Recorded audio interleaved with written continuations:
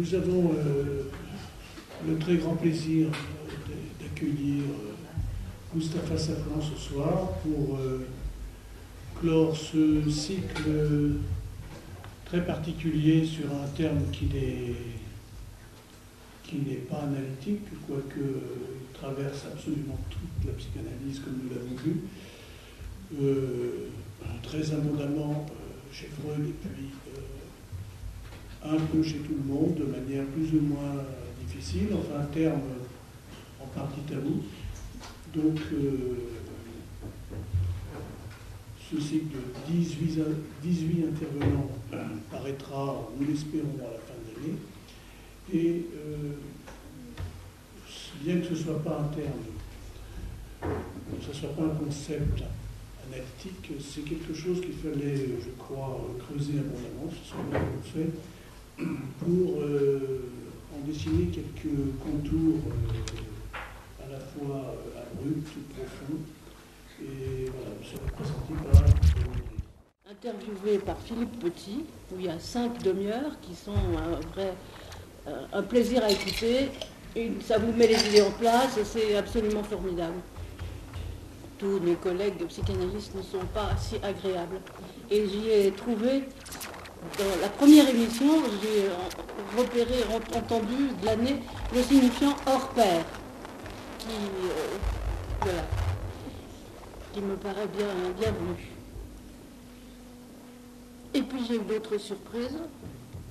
Bon, Moustapha Safwan, psychanalyste, ancien de l'école freudienne, toujours avec nous, et toujours à nous réveiller. Et l'auteur d'une bonne vingtaine de livres, je crois bien. Alors, comme je n'avais pas la liste présente à l'esprit, je suis allée sur Internet, et qu'est-ce que j'ai trouvé? Des mentions de Moustapha Safwan en anglais, en allemand, en espagnol, en arabe, et dans d'autres langues que je ne peux pas identifier, du roumain ou du tchèque, ou des choses comme ça.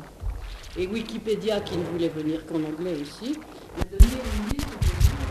Ça commence en 1968, le structuralisme en psychanalyse, études sur le DIP, 1974, introduction à une théorie du sujet, la sexualité féminine dans la doctrine freudienne, 1976, l'échec du principe de plaisir, 1979, Jacques Lacan et la formation des analystes, 1983, la parole ou la mort, comment une société humaine est-elle possible, 1993, 4 leçons sur la psychanalyse, celui-là est mentionné une 15 fois, dans toutes les langues, 2004, pourquoi le monde arabe n'est pas libre, 2007, et puis voilà. Alors ce qui n'y est pas, ce sont des bouquins qui m'ont paru importants aussi. Pourquoi le monde arabe n'est pas libre, je ne saurais trop vous le recommander. C'est de Noël 2008. Les autres livres sont généralement au seuil, non? Vous avez vu? Bon, vous trouverez ça sur Internet. C'est un livre d'une justesse. Ça parle des Arabes, sauf que ça nous remet à l'heure indirectement et beaucoup plus justement que si on y allait directement sur le sujet, le désir, la langue, la parole, l'écrit. C'est un livre formidable dont on a bien besoin en ce moment. Et puis il y avait aussi Lacaniana. Alors ça, je n'ai pas retrouvé la date, mais enfin c'est quand même un résumé des 10 premiers séminaires de Lacan. Et puis il y a un Lacaniana 2, organisé, je pense, sous sa direction, mais qui est rédigé dans la plupart qui résume les autres séminaires, les 10 derniers ou les 12 derniers, qui écrit par divers lacaniens, un peu qui touchent leur bille, quoi. Et puis surtout, cet été, le nouveau, la psychanalyse, science, thérapie, et cause, qui, à mon avis, est un livre importantissime. On ne pourra jamais remercier assez Moustapha Safwan parce qu'il se soucie de nous. C'est un livre où il reprend, depuis sa position analytique assurée c'est-à-dire authentiquement analytique, c'est-à-dire sans chichi, mais sans oublier le gai savoir, une question toujours effleurée, jamais traitée à fond, celle des relations entre le devenir analyste, l'institution et la formation de l'analyste. Autrement dit, il se préoccupe de l'avenir de la psychanalyse. Je vous signale toujours sur Internet la dernière ligne de la page 5. Si vous faites Mustapha Safwan sur Internet en anglais, vous allez trouver ceci. Sous le titre « D. Mohamed et Safwan », on voit la photo d'une très jolie voiture récente, puis un jeune homme en gandoura blanche, je ne sais pas si ça s'appelle gandoura, mais à côté de la belle auto, et puis d'autres photos du même jeune homme jeune, sur fond de paysages orientaux, et puis aussi la mention de la spiritualité, et puis quelques barbus. Et sous les photos, un message « Je suis Mohamed et salut à tous ». Voilà. Il me semble que ceci situe M. Safwan. Il est né à Alexandrie, bien quelques bonnes années avant la guerre, comme une demi-douzaine au moins de nos collègues remarquables. Il doit y avoir quelque chose dans cette ville, je ne vais pas rappeler ce qu'était Alexandrie, mais il semble qu'il ait bien profité de la liberté d'esprit qui semble avoir été au moins possible dans ces années-là, de l'intérêt des choses pour l'esprit, la pensée, les langues, les traductions. Et ça m'a évoqué une phrase qu'il m'avait dite lors d'une interview pour Kevoy il y a quelques années, et qui n'a jamais voulu qu'on retranscribe dans l'interview. Et cette phrase était « Sans le signifiant, on s'emmerde ». C'est une autre façon de... Voilà. Vous savez peut-être que son premier haut fait, au moins de notre point de vue, c'est d'avoir traduit en arabe La science des rêves. Et ma foi, il ne semble pas qu'il y ait une autre traduction. C'est toujours celle-là qui est utilisée par les gens.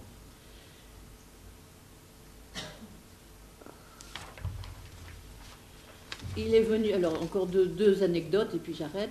Il est venu en France et il était en route pour Cambridge pour étudier la philosophie et la logique. Mais il s'est arrêté en route. Parce que la voie n'était pas libre, d'une part, parce qu'il y avait d'autres urgences à Cambridge, et puis parce qu'il y avait Lacan et la psychanalyse en version lacanienne. Quand je lui ai demandé comment il voulait être présenté ici, il m'a dit « Je me suis toujours intéressé aux jeux de langage et aux questions de langage. » Et Lacan reliait la psychanalyse à ces questions-là. C'est le seul à penser la division du sujet en termes de langage, énoncé, énonciation, langue, parole. Et alors, ensuite, j'ai insisté bêtement, mais pourquoi avoir suivi Lacan et pas Wittgenstein, qui lui aussi était passionné par les jeux de langage? Il m'a simplement répondu, parce que je n'étais pas à Cambridge. Si j'étais allé à Cambridge, je serais probablement devenu un professeur de philosophie analytique. Ça nous aurait manqué. Alors, encore une petite anecdote pour terminer cette présentation, quelque chose qui est extrait des interviews dont je vous parlais. Je répète, France Culture, émission, l'émission s'appelle À voix nue. À voix nue, et puis après, vous avez à droite, vous avez Archives, saison 2012-2013, et après vous vous débrouillez pour trouver Safwan dans la saison, c'est pas forcément, ça ne vient pas tout de suite, mais on le trouve, c'est vers le numéro 11. Et dans cette émission, il raconte, toujours dans la première, je crois, que à Alexandrie, enfin à l'école, quand il faisait ses études de philosophie, à l'université sans doute, il avait deux professeurs français de philosophie, un qui était thomiste et l'autre qui était psychanalyste. Pour le thomiste, le langage, c'était dire ce qui est. Pour le psychanalyste, qui passait son temps à raconter des histoires de la psychopathologie de la vie quotidienne, parler, c'est pour rigoler et pour faire rire. Je crois que c'est exactement ce qu'il sait faire.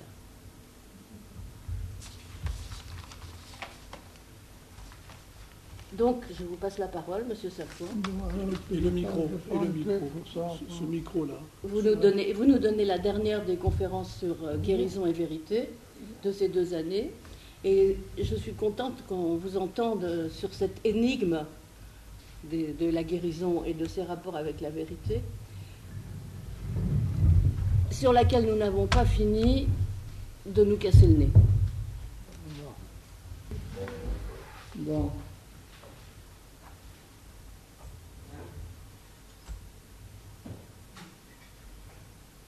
Bon, vous devez savoir que le lien entre la vérité et la guérison est un lien qui a été postulé dès le début de la psychanalyse. C'est ainsi qu'un Jones, par exemple, pour lui, il affirme que l'expérience de la cure analytique vise à saisir la vérité elle-même. Si on lui demande de quelle vérité, la réponse est que c'est la vérité que Freud a apportée à notre connaissance pour notre salut, c'est-à-dire l'Oedipe avec ses deux dimensions, agressive réservée au père et l'éros réservé à la mère. Mais comme il s'agit là de vérités qui, à part quelques esprits héroïques, ne sont pas faites pour que tout le monde les accepte de bon gré, l'analyse devient, en fin de compte, l'analyse de résistance. Et puis, après, il y a eu un moment important, c'est quand Ferenczi et Rank ont soupçonné, ont eu un doute concernant ce fait que lorsqu'on accorde à un morceau de savoir une valeur de vérité, c'est qu'on le transforme en dogme. Et puis, ils ont constaté que ce dogme-là, justement, n'est pas opérant dans la psychanalyse ou dans l'expérience qu'ils ont eue ou qu'ils avaient avec leurs analysants ou leurs patients. Et puis,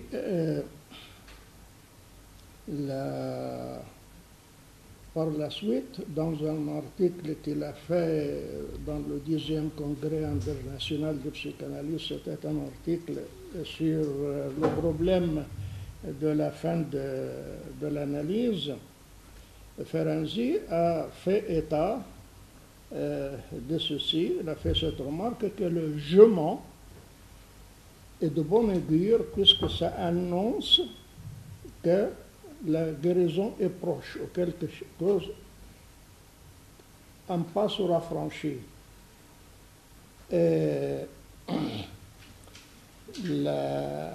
C'est-à-dire, son jugement est véridique pour autant qu'il traduit la position où était le sujet jusqu'à ce moment où il voit ce qu'il était auparavant, ses positions antérieures. Et vous voyez le rapport entre ce jugement qui est traversé au moment où il s'annonce comme tel et la définition de transfert chez Lacan comme tromperie. Alors, à partir de là, de cette remarque, nous avons deux questions. La première concerne l'admissibilité ou la validité logique du jugement. Et la deuxième est de savoir si le mensonge suppose une vérité derrière elle, c'est-à-dire est-ce que le mensonge suppose quelque chose qu'elle cache en le niant. Et si oui, une question supplémentaire se pose, à savoir comment la vérité, cette vérité cachée, comment peut-elle avoir un effet de guérison dans une expérience de parole, alors que nous considérons par ailleurs, non sans raison, que la vérité est indicible. Bon, c'est clair qu'il est impossible de donner une réponse pleinement développée à ces trois questions, mais j'en fais état juste pour indiquer la direction que prendra mon propos de ce soir. Pour ce qui est la question de la validité logique, je peux dire qu'on ne compte vraiment pas le nombre des ouvrages qui, depuis Russell jusqu'à l'heure actuelle, les ouvrages qui essayent de résoudre le paradoxe de ce jugement. C'est un paradoxe qu'on peut résumer brièvement dans ces termes. Si je mens, je ne mens pas puisque je le dis. Et si je ne mens pas, alors je mens puisque je dis le contraire. Et Lacan estime qu'il suffit de rappeler la distinction entre le sujet de l'énoncé et le sujet de l'énonciation pour que ce paradoxe se dissipe. C'est-à-dire que celui qui dit « je mens » vous prévient qu'il vous trompe sans le dire carrément. La tromperie qui anime l'énonciation dicte l'énoncé, et c'est sur ce plan de l'énonciation qu'on peut lui dire, qu'on peut répondre au sujet qu'il dit vrai. C'est vrai que tu mens, sans contradiction. Et si on peut s'étonner de ce que les logiciens méconnaissent une distinction aussi simple, qui était d'ailleurs avancée, connue par les linguistes de l'époque. Mais il ne s'agit pas ici d'une méconnaissance de leur part. À mon avis, il s'agit plutôt d'une restriction méthodologique qui veut qu'ils s'astreignent à la considération des propositions sur le plan de l'énoncé.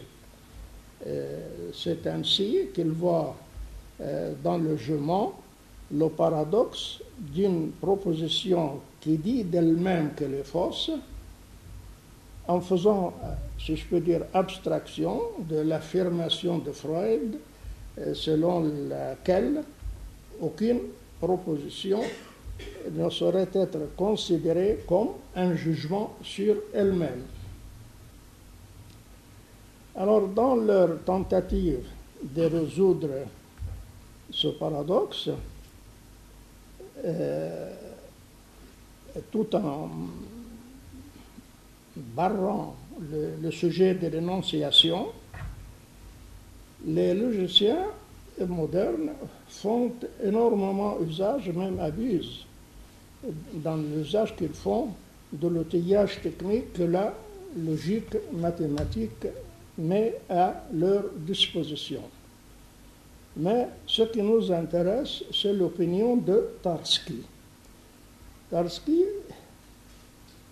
a fait cette remarque qui est basée sur la distinction entre les langues formelles, ou comme il les qualifie aussi entre les métalangages d'un côté et les langues naturelles, comme l'anglais ou le français par exemple, de l'autre côté. Et selon ces logiciens, la langue naturelle est une langue foncièrement inconsistante en raison de son caractère universel.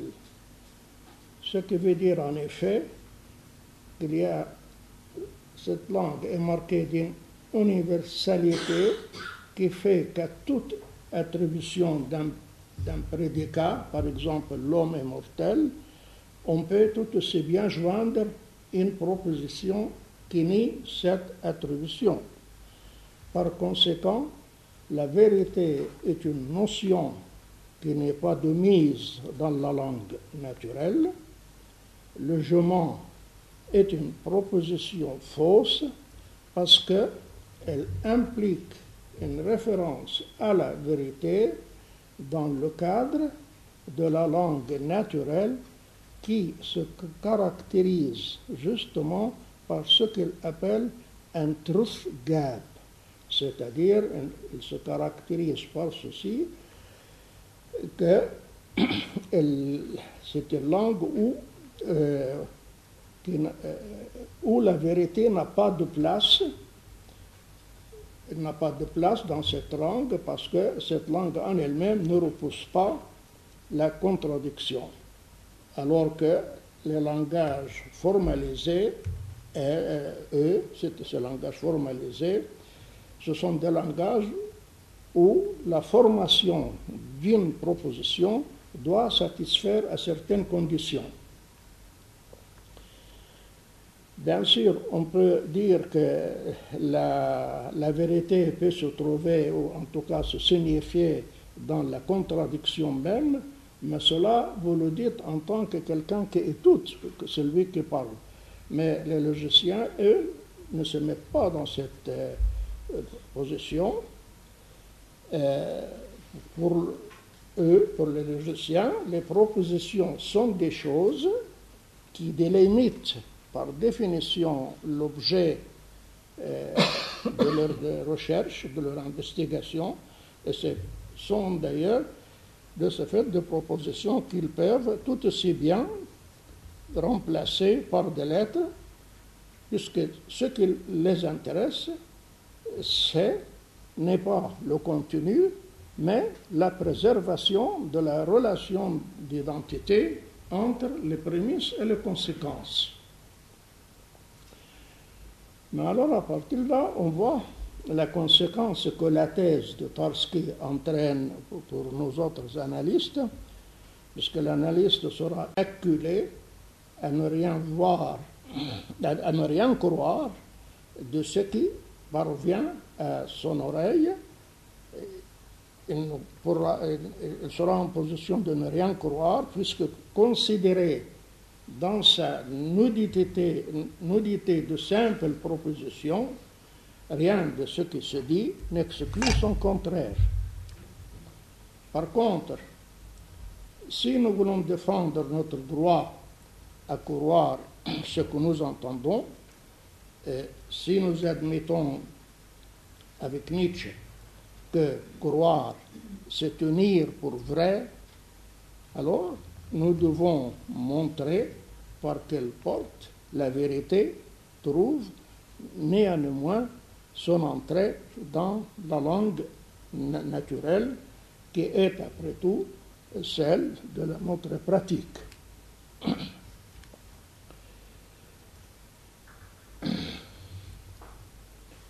Pour répondre à cette question, il nous faut prendre les choses d'une façon plus, aborder les choses d'une façon plus développée.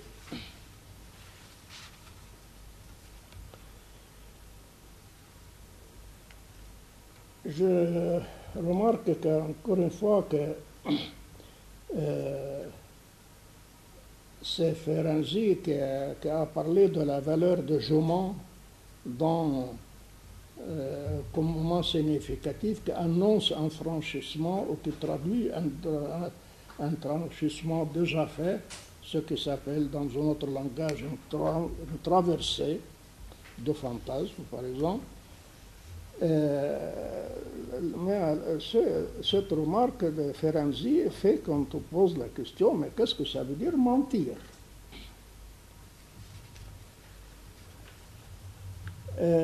À en croire Ferenczi, ça sera notre savoir conscient, c'est ce savoir conscient qui nous permet non seulement de reconnaître, mais encore de construire la réalité et qui fournit le critère de l'adéquation qui nous permet de distinguer entre la vérité et le mensonge.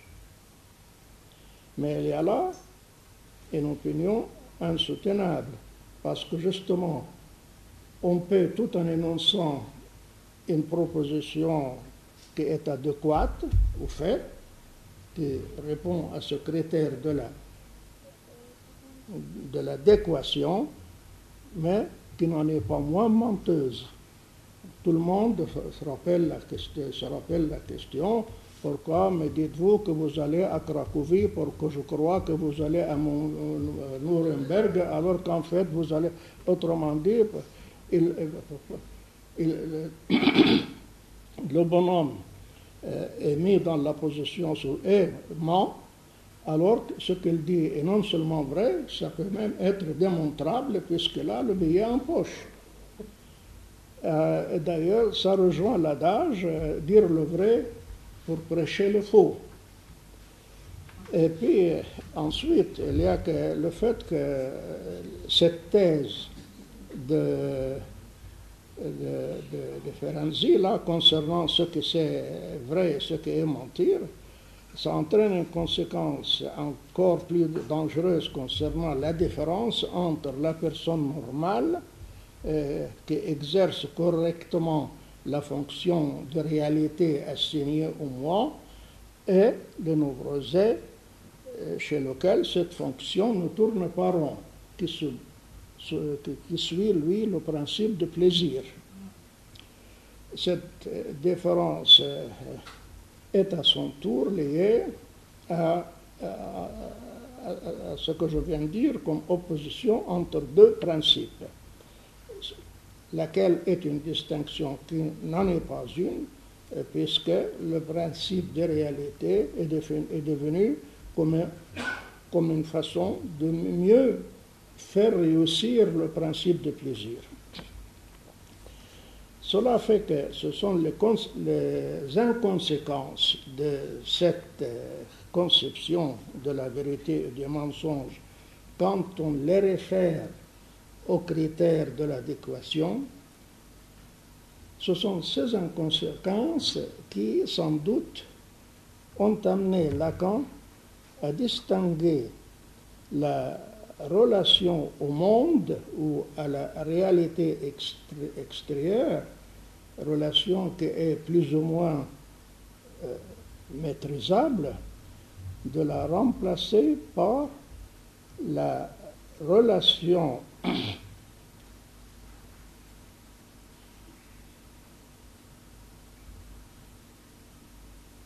qui, elle, n'a strictement rien de maîtrisable, qui exclut toute maîtrise, à savoir la relation à l'autre avec grand A. C'est une relation qui exclut toute maîtrise parce qu'elle met le sujet dans la dépendance fatale du désir de l'autre. Je dis fatale puisque l'accès à son désir à lui, le désir du sujet, son propre désir, cet accès passe nécessairement par son interrogation. Il n'est pas né avec un désir. Son accès à un désir passe par son interrogation sur ce désir de l'autre quand elle ne s'y enlise pas dans la mesure où le désir prend la forme d'être l'objet du désir de l'autre. Ici, je vais prendre l'exemple d'une analysante dont le discours trahit indubitablement le fantasme qui fait du vagin, si je puis dire, un pénis retourné. C'est un fantasme qui, par ailleurs, donne à ces démêlés épisodiques avec les représentants de l'autre sexe le caractère d'un petit jeu amusant avec les camarades. Et de fait, la genèse de ce fantasme n'était pas sans rapport avec les frasques des hommes de la famille, dont l'analysante est la descendante, lesquels hommes aimaient jouer au travestisme en matière de déguisement mondain. Il y avait là de quoi penser que l'habit fait le sexe. La question est de savoir ce que nous pouvons faire avec ce fantasme.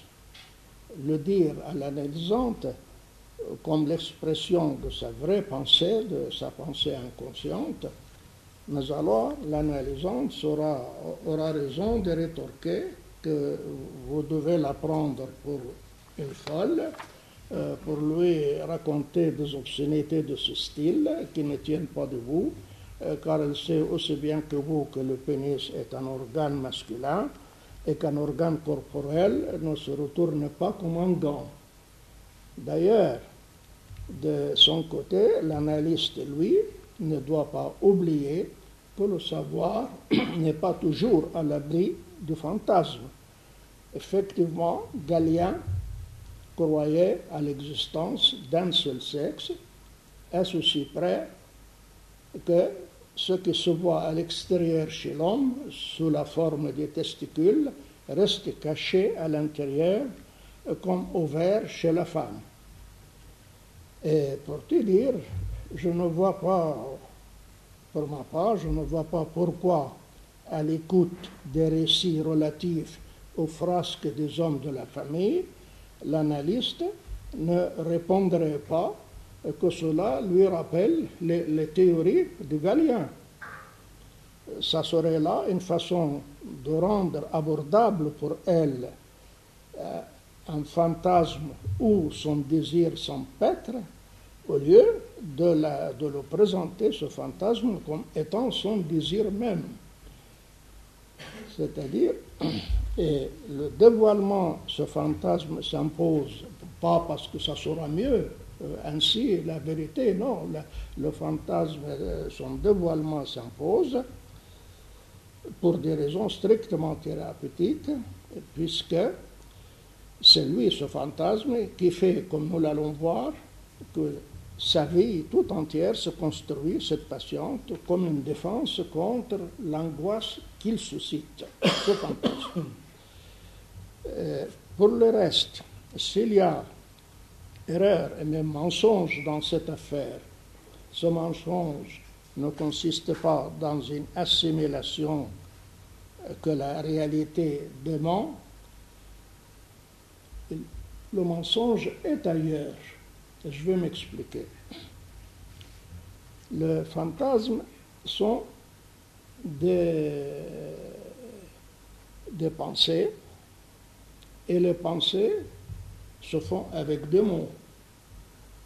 Et ici, c'est l'occasion de nous rappeler ce que Saussure nous dit sur le contraste entre le caractère qu'on ne peut plus restreindre sur le plan de la compréhension des mots, lesquels se limitent à désigner les choses sans rien dire sur ce qu'elles sont, et leur richesse illimitée sur le plan de l'extension, richesse qui s'atteste dans les significations incalculables qu'ils déterminent selon l'emploi.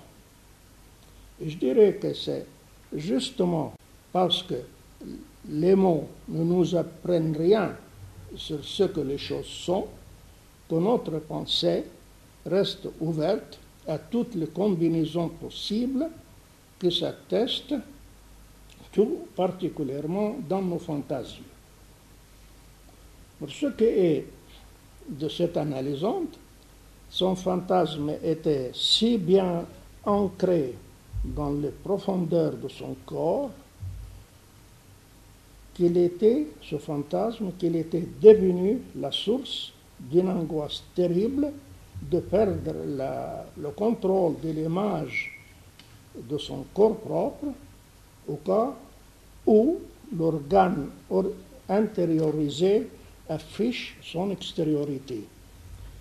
Son mécanisme de défense a consisté à résorber la différence sexuelle sous la forme d'une différence de genre, c'est-à-dire les activités sociales et familiales, les vêtements, les manières de table, le sport, tout a été divisé en masculin et féminin selon les coutumes sociales courantes, auxquelles s'ajoutent les impératifs personnels auxquels elle tenait comme à sa sécurité même. Exercer une activité réservée à ses yeux aux hommes comportait pour elle la menace d'un traumatisme grave, voire d'une crise psychotique passagère. Et lorsque le maigre quantum, si je puis dire, de désir qui est resté intact chez elle lui a permis de faire le choix d'un objet hétérosexuel, elle a jeté son dévolu sur un homme qui, soit en raison de ses propres goûts, soit parce que c'est un homme qui aime avoir la tranquillité, aime avoir la paix, comme on dit, se pliait volontiers à son implacable conformisme, c'est-à-dire son domination était indiscutable. Ici, peut-être certains collègues vont estimer que ce bref tableau est une affaire réglée. Il s'agit une fois pour toutes, ou encore une fois, d'un pénis-naïde, c'est-à-dire d'un envie de pénis, et de sa conséquence fatale, qui est la rivalité entre les sexes et l'empoisonnement de la sexualité par le jeu de pouvoir.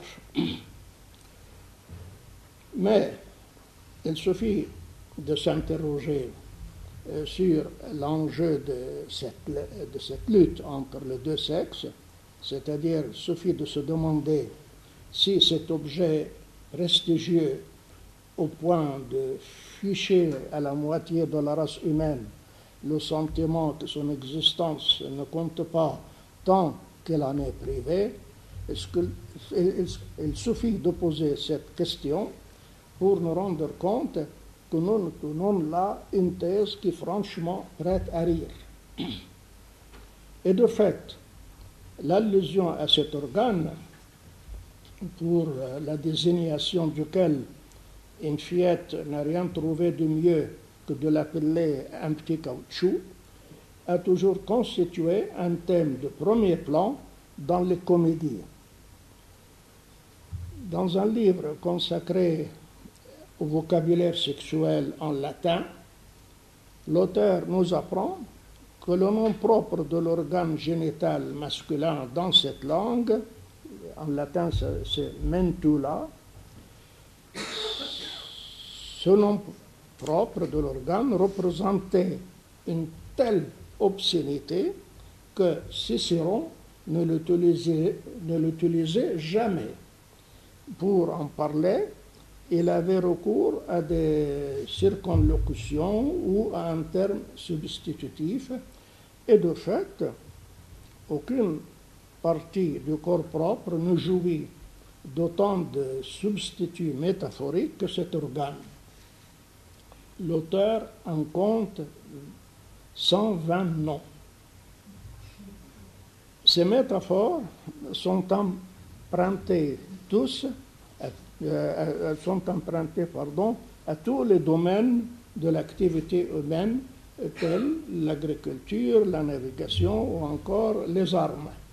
D'ailleurs, ce sont les métaphores militaires qui sont justement celles qui prêtent le plus au rire, et non sans raison, parce qu'on peut démontrer, ça a été démontré statistiquement, que le pénis, c'est vraiment, ou ce qui s'appelle la partie honteuse, c'est vraiment l'organe qui a presque quasiment rien à faire dans les batailles. Et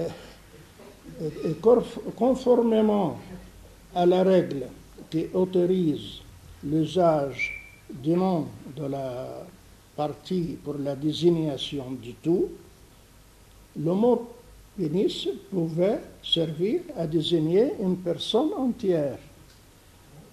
Par exemple, Horace était un homme de petite taille. Il comptait parmi les poètes favoris d'Auguste, Octave, lequel donc le surnomma Purissimus Penis. C'était, j'imagine, une plaisanterie affectueuse, d'autant plus appréciable qu'elle était impériale. Mais alors, quelle place reste au phallus dans cette langue? Eh bien, comme nous l'apprend l'auteur auquel je viens de faire allusion là, le mot phallus, qui désignait en grec les objets de culte, était assurément un mot familier aux gens cultivés à Rome, mais il n'avait pas cours dans le latin courant. Il survient, le mot phallus survient effectivement dans un graffiti à Pompée, mais comme ça, comme par un transfert isolé, et sans que l'on puisse donner une lecture assurée quant à son sens.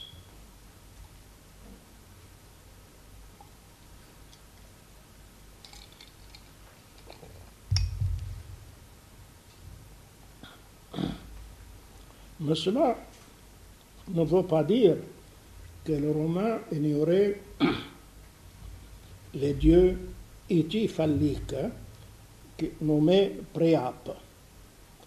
Quant à l'image phallique, elle était partout à Rome, sur les maisons, les bâtiments publics, les temples, les champs, les navires, aussi bien que dans les marchés, les places et les jardins publics, etc. C'est contrairement à la définition à laquelle certains analystes tiennent, animés sans doute par le zèle de combattre ce qu'ils considèrent comme une mystification au point de se dispenser de toute réflexion. Contrairement à cette position, on ne saurait considérer cette image comme une simple représentation du pénis. Pourquoi? Parce que cette image était représentée pour assurer les biens, que ce soit une maison ou un khan, n'importe, pour assurer les biens contre le vol et le mauvais œil. Elle a fonctionné aussi pour assurer la fécondité des champs et la fécondité surtout de la lignée et de la race, ce qu'atteste la coutume romaine d'asseoir préalablement la mariée sur la verge d'un dieu étiphallique. Bref, l'image phallique représente plutôt un pouvoir proprement divin de protection et de fécondation, sans lequel nous retomberions domiciliés comme nous le sommes dans un monde qui n'a rien de particulièrement hospitalier, dans notre puissance natale, impuissance natale. Le dieu phallique, par excellence, chez les Romains, était Priape. Et deux remarques s'imposent à son propos. La première est que, malgré le caractère imposant de sa verge, il est souvent représenté sous un aspect féminin, tendre et harmonieux, au point que n'était-ce son membre viril, on le prendrait pour une déesse. Cette combinaison de l'aspect pénétrant de la fécondation et de son aspect réceptif intrigue d'ailleurs certains chercheurs qui appliquent à lui trouver une origine orientale, comme si ce genre d'explication peut faire plus que de reculer le problème. Par contre, à envisager les choses au niveau de leurs principes, je veux dire qu'elles rentrent dans le discours véhiculé par le signifiant, je dirais que le phallus représente ici le signifiant du désir de la magna mater, c'est-à-dire dans un contexte culturel où la différence entre le phallus et le pénis se superpose à celle entre le sacré et le profane, cette formule, si j'ose dire, lacanesque, me paraît celle qui traduit le mieux la signification de cette combinaison du masculin et du féminin qui caractérise la figure du préape. La deuxième remarque concerne un poème qui a un caractère d'adulation extravagant pour nos oreilles, où Priape est tantôt adressé comme le père de Laurent et tantôt comme le Dieu de toutes choses. Cette double appellation n'avait rien de choquant pour une oreille latine.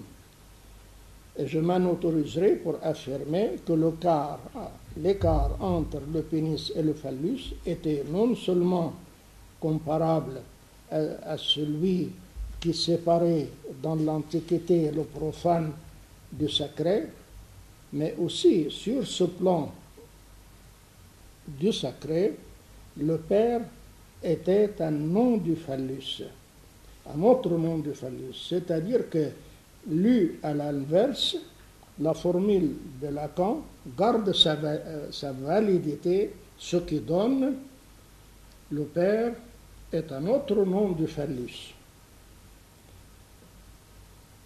Les anciens n'en étaient que plus attentifs au plan où les significations s'ordonnent selon la structuration que leur impriment les relations entre les signes et qu'ils repéraient dans son autonomie comme étant celui du sacré.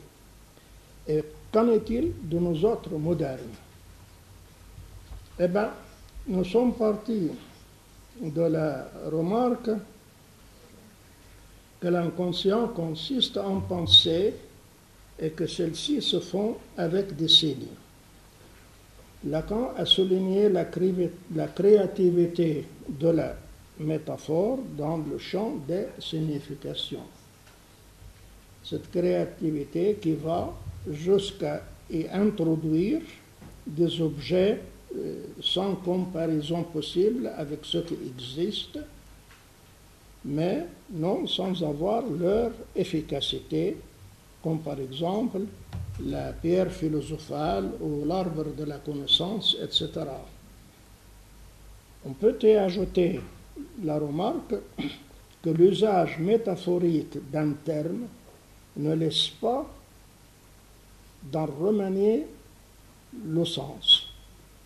C'est-à-dire, pour revenir à l'exemple de Lacan que je suppose que tout le monde connaît, celui de « sa gerbe n'était pas avare » dans le poème de Victor Hugo, il saute aux yeux que ce vocable de gerbe ne représente pas la chose ainsi dénommée, une gerbe, mais grâce à son usage métaphorique, la gerbe est rehaussée au rang d'un symbole qui condense, dirait Freud, toute la fécondité de la terre.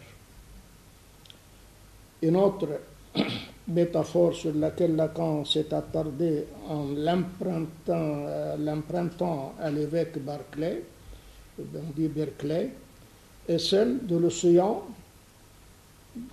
de faux enseignements. Elle parlait de quelqu'un qui ne portait pas dans son cœur sans doute, et pour parler de l'enseignement que ce bonhomme donnait, elle a dit c'est un océan de faux enseignements. Métaphore qui fait de l'océan, si je puis dire, le lieu symbolique où s'escamote la distinction entre le vrai et le faux. Cette élévation du rang au rang de symbole n'est pas constante, mais le maniement le remaniement significatif du signifiant métaphorique l'est. C'est-à-dire que quand Roméo dit « Juliette est mon soleil », cette métaphore met en relief le caractère unique de cet astre. Il n'y a pas de Juliette, pas plus qu'il n'y a de soleil. Et prenons d'ailleurs, puisque nous sommes dans l'astronomie, prenons le mot lune, qui sert dans l'arabe vulgaire comme une métaphore morte pour désigner un beau visage féminin. Je dirais que, contaminée par la femme, la lune en devient, si je peux dire, une espèce de planète souriante.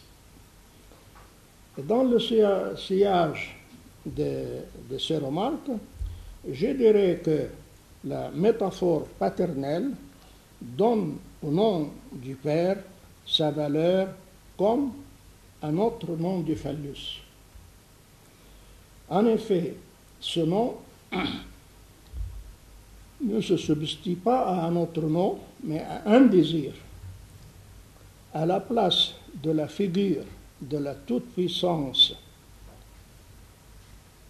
dont le désir, pour autant qu'il se laisse pressentir derrière ces demandes, reste le pôle d'un questionnement sans issue, à la place de cette figure, un désir apparaît chez la mère pendant la période de la sexualité précoce,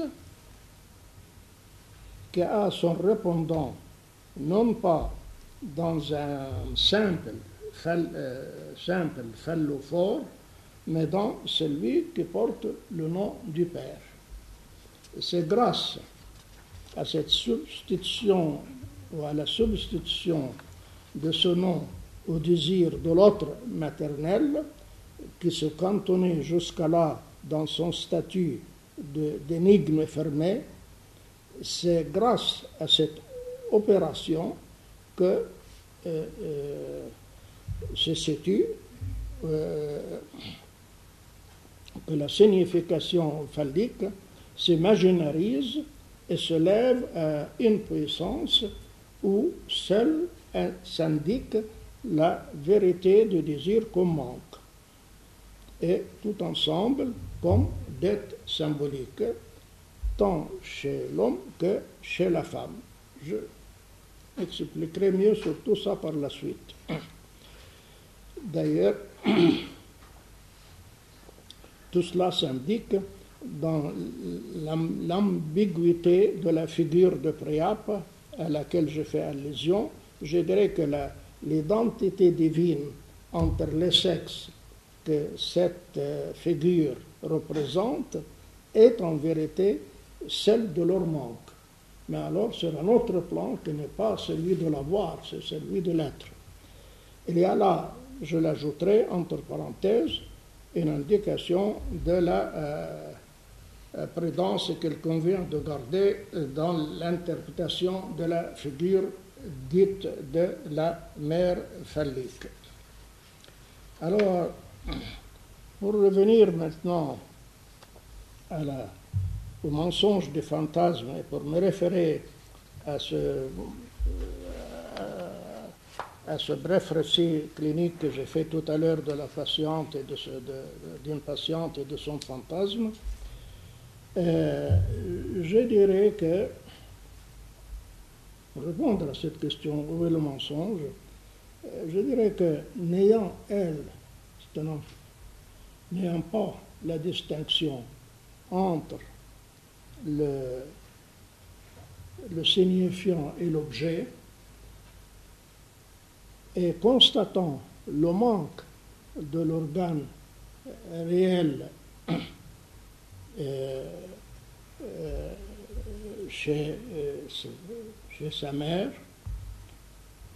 elle est induite à penser que c'est cet organe qui fait non pas l'objet de désir, mais, je veux dire, le gage de désir de l'autre maternel. Et cela, c'est parce qu'on veut le gage. On veut le gage parce qu'on est pauvre, on est sans puissance, on est on dépend entièrement de l'amour de l'autre, mais on est sujet à des séparations. Mais en tout cas, c'est pour cela qu'il n'y a pas de la place pour la simple foi. Il faut en savoir que donne une certitude, il faut un gage. Alors, non seulement elle est induite à croire que cela est non seulement l'objet, mais le gage du désir de l'autre maternel. Et malheureusement, il n'y a rien eu dans son histoire qui l'aurait plus aidé à assumer ce qui s'appelle un manque d'être. Au contraire, tout a contribué à l'enfoncer sur le seul plan d'avoir ou de ne pas avoir avec les frasques des hommes de la famille.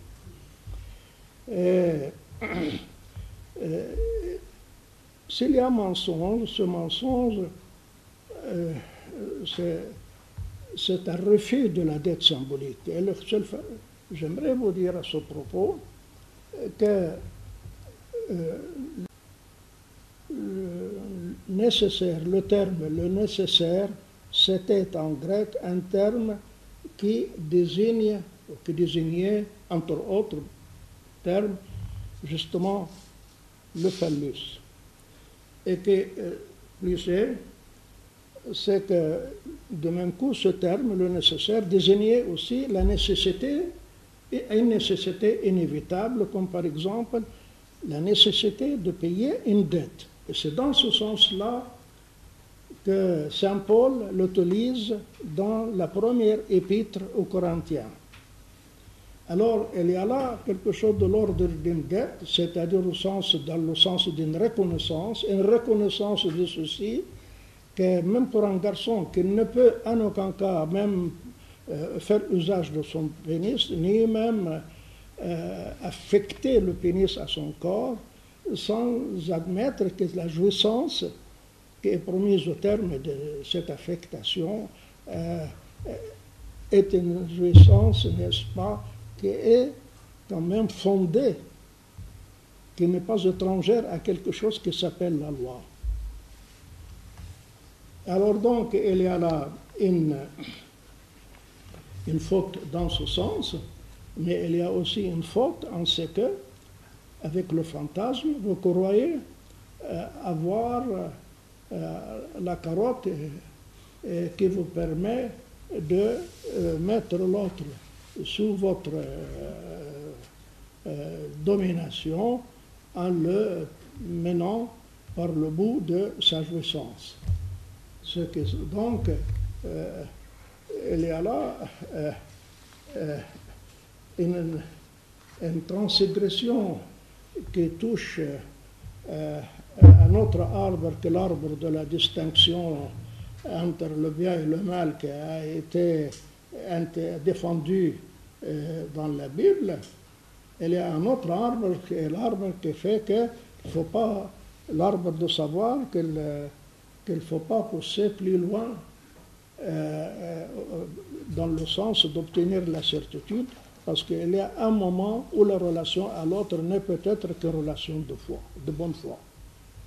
Voilà. Alors, voilà, c'est un peu nous éloigner de cette réification du fantasme, pour dire que bon, le fantasme ment. On a un peu de distance avec le fantasme. Je ne voudrais pas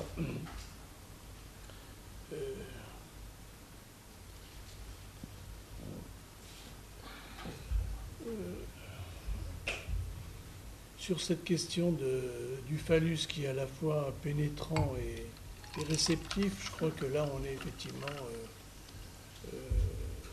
très loin de cette bataille stérile et qui ne nous mène que dans les impasses à la fois familiales et analytiques. Et je crois que là, cette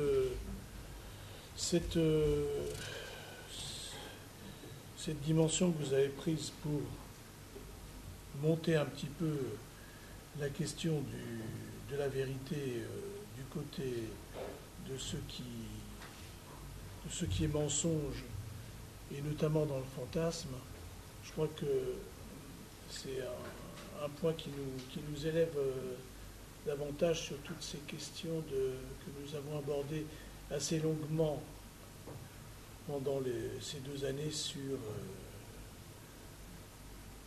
ces questions de guérison prises souvent de manière un peu étroite. Vous l'avez certainement entendu, puisque vous m'arrêtez là-dessus. En tout cas, il y a une idée générale comme ça dans la terre. Il y a une idée générale selon laquelle la rivalité entre les sexes, pour ne pas parler de la guerre entre les sexes, tourne autour de ce que s'appelle l'envie de pénis. D'ailleurs, pour en Ferenczi, il dit que le critère qui indique la fin de l'analyse d'une femme, d'une patiente de sexe féminin, c'est de renoncer à la revendication masculine. Pour lui, c'est ça. Et puis d'ailleurs, pour un analysant homme, le critère est qu'il réalise le sentiment de l'égalité de droit avec l'analyste. Ça me paraît plus que discutable, parce que qu'est-ce que l'analyste a de droit plus que le patient? Mais ça prend une vérité si on fait attention à ceci, que le névrosé, effectivement, se prive de beaucoup de choses. Mais peut-être s'il se prive de quelque chose, c'est qu'il y a quelque chose qu'il doit respecter, et que, faute de le respecter, il s'interdit pour payer, il ne sait quelle faute. Mais pour ce qui est de la femme, on ne peut pas dire que toute cette histoire, qu'il suffit de la liquidation, comme on parle de liquidation de transfert, de la liquidation de transfert de revendications masculines pour que tout rentre dans l'ordre. C'est faux.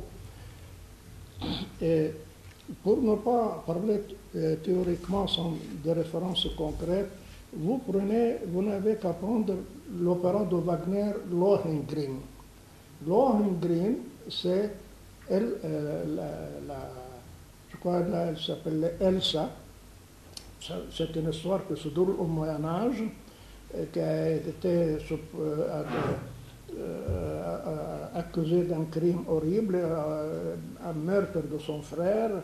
Elle appelle, le secours lui a été apporté par un chevalier qui est venu presque du ciel et qui a défendu sa cause avec son épée contre l'épée de celui qui l'a accusé, etc. Et donc, qu'il y ait chez elle un désir authentique, c'est sûr et certain. Seulement, le désir, ce n'est pas une mince affaire. C'est le troisième acte, il y a le mariage. Et la nuit de mariage, c'est-à-dire seul dans la chambre décorée pour l'amour, c'est le moment où elle va engager son existence, sa vie, au corps de l'homme dont elle va partager la couche. Alors, l'angoisse est un mauvais conseiller. À ce moment-là, comme lui, il a accepté de partager sa vie avec elle, à la condition qu'elle ne lui demande pas quel est son nom, alors il a commencé, contre son engagement, à lui demander son nom pour savoir qui il est. C'est-à-dire, s'il s'agit le nom dans le sens comment je t'appelle, n'importe quelle femme peut donner à l'homme le nom qu'elle veut. D'ailleurs, beaucoup de femmes le font. Une femme donne un homme un nom particulier, c'est comme si en l'individualisant son nom, elle met la main sur son être, en quelque sorte. Mais alors, tout le discours qu'elle tient, c'est qu'elle veut un nom qui lui donne son essence, c'est-à-dire qu'il ne laisse rien d'inconnu chez lui.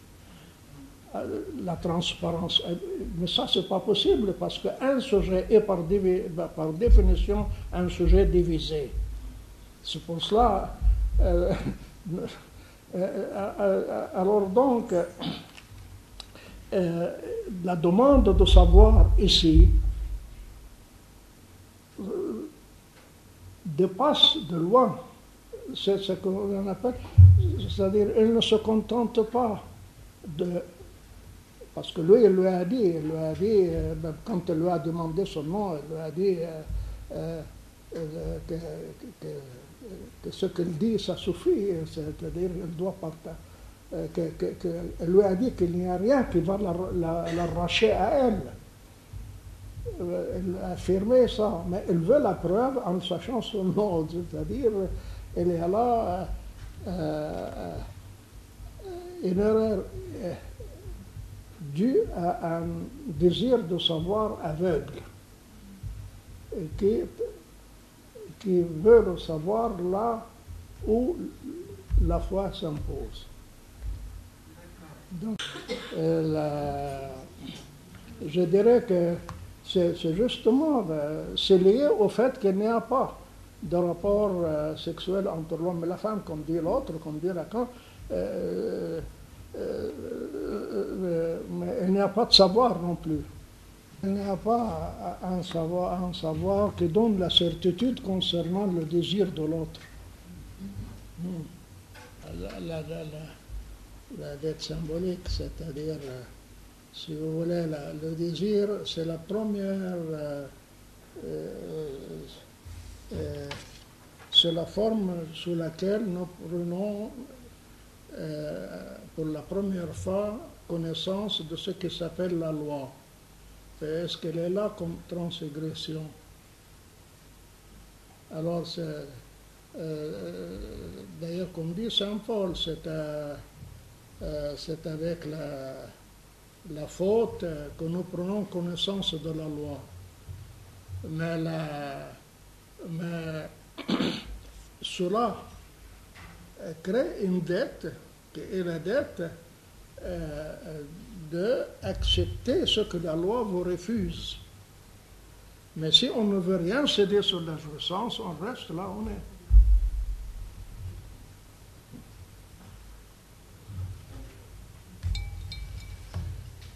Enfin, donc bon, mettre l'accent comme ça sur le mensonge, parce que malgré tout, on reste quand même extrêmement pris par toute une histoire du langage encore comme communication, comme vérité, et vous êtes allé jusqu'à aussi parler du mensonge, de la vérité, du fantasme. Est-ce que... Hein? Non, mais écoutez, ou bien vous dites que dans l'expérience, nous n'avons rien à foutre à la vérité, parler de la vérité, c'est des vieux modes, c'est des vieux jeux. Mais ça, c'est votre affaire, pourquoi pas. Mais c'est une position, en tout cas, comme je dis, oui. C'est une position. Mais il y a une autre position qui dit que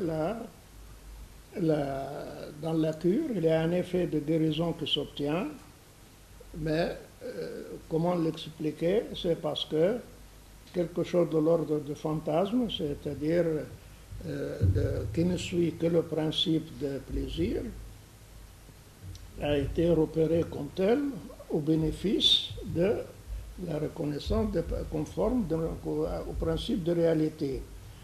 Mais cela est critiquable. C'est pour cela que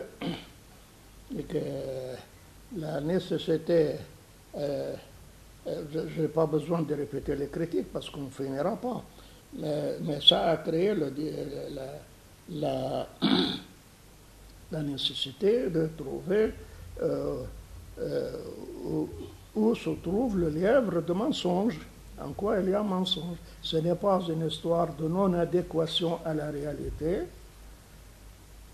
C'est pour cela, parce que ce n'est pas une histoire d'adéquation, non d'adéquation à la réalité, que j'ai dit que Lacan a remplacé toute la thématique d'un rapport au monde, ce monde auquel les Américains sont censés s'adapter, maîtriser, etc., à substituer quelque chose qui est le rapport à l'autre, qui est un rapport absolument non maîtrisable. Ce n'est pas la condamnation au monde. Et dans ce cadre-là, l'erreur ou le mensonge prend une toute autre signification, qui est la signification de l'adéquation, mais qui est encore une fois une signification que je qualifierais volontiers, quitte à soit un vieux jeu, que je qualifierais d'éthique.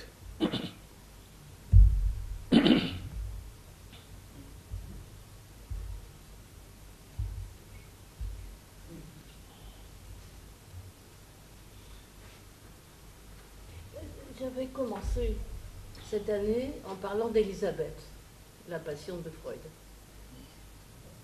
Et la question se posait, on avait remarqué qu'elle va mieux aussitôt, vous vous souvenez, elle a une douleur des jambes qui l'empêche de marcher.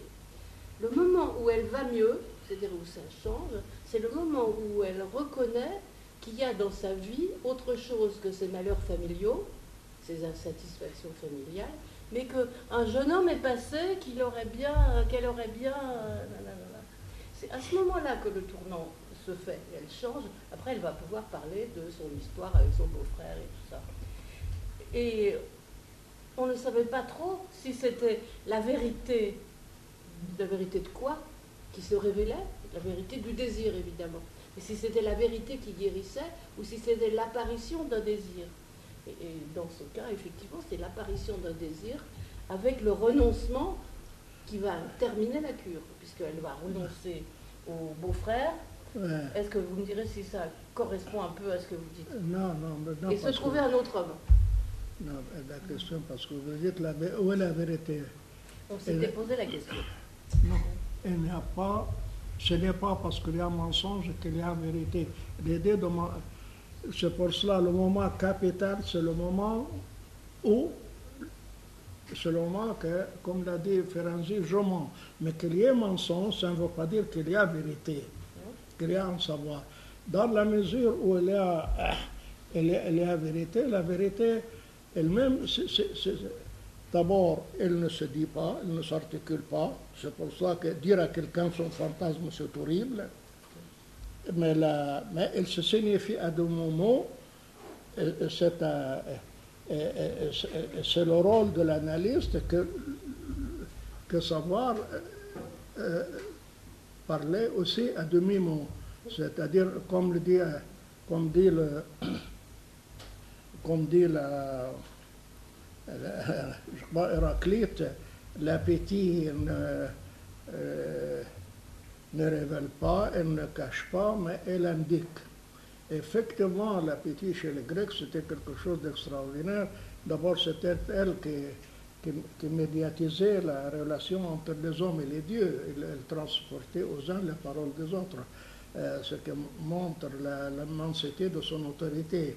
Mais elle ne disait jamais l'avenir. Elle n'était pas dans ce registre, mais elle fonctionnait pour des fonctions, elle fonctionnait comme guide, comme conseiller, comme c'était des cités, des villes, qui tout le temps, démocratique, il y avait des divisions dans les opinions, est-ce qu'on fait la guerre ou on ne fait pas la guerre, ou lequel. Alors, elle répondait, elle fonctionnait pas comme quelqu'un qui sait, qui va dire l'avenir, mais comme quelqu'un qui guide, un conseiller, quelque chose dans ce style. Et puis il s'est arrivé qu'un roi mal appris, j'ai oublié son nom, lui a demandé s'il va gagner ou non la guerre dont il avait le projet.